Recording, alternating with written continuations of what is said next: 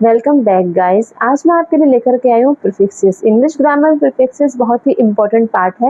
What are prefixes? A prefix is a letter और a group of letter that appears at the beginning of a word and changes the word's original meaning. Prefix होते हैं group of letters जो कि क्या करते हैं, word के beginning में लगते हैं और वर्ड के ओरिजिनल मीनिंग को बिल्कुल ही चेंज कर देते हैं।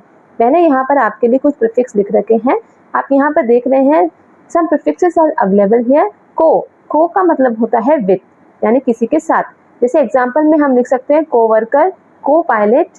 ओके, तो को का मतलब विथ होता है और वर्कर के साथ काम करने वाला हो गया को वर्कर, को पायलट। ओके, सेकंड आपका है डिस। डिस का मतलब आपका होता है नॉट या फिर अपोजिट ऑफ। और डिस से हम क्या एग्जांपल बना सकते हैं, डिसएग्री, डिसअप्रूव, डिसट्रस्ट बना सकते हैं और डिसबिलीव। ओके, इसके बाद आपका नेक्स्ट प्रीफिक्स है ई। ई से हम बना सकते हैं ई बुक या फिर ईमेल। ओके, ई जो है वो आपका किसी भी इलेक्ट्रॉनिक जो है वहां पर काम करेगा। उसके बाद आपका आता है एक्स्ट्रा। एक्स्ट्रा का मतलब वेरी या फिर आउटसाइड, जैसे कि extra strong, extra bright, extra ordinary या फिर एक्स्ट्रा करिकुलर हम इसमें ले सकते हैं। उसके बाद आपका प्रीफिक्स है इल, इम, इन या फिर इर।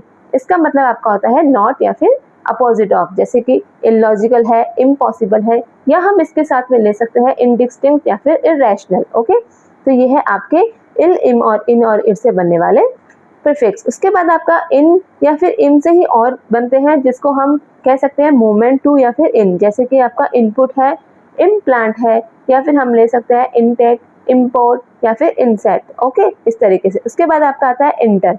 इंटर का मतलब होता है बिटवीन या फिर किसी चीज से कनेक्ट करना, जैसे कि इंटरेक्ट या फिर इंटर रिलेटेड, या फिर हम कह सकते हैं इंटरफेयर। ओके, इस तरीके के जो आपके एग्जांपल्स होते हैं वो आपके प्रीफिक्स में होते हैं और ये बिल्कुल ही एग्जांपल को चेंज कर देते हैं। तो आपको ये प्रीफिक्स कैसा लगा? अगर समझ में आया तो लाइक शेयर सब्सक्राइब कीजिए और मुझे फॉलो कीजिए।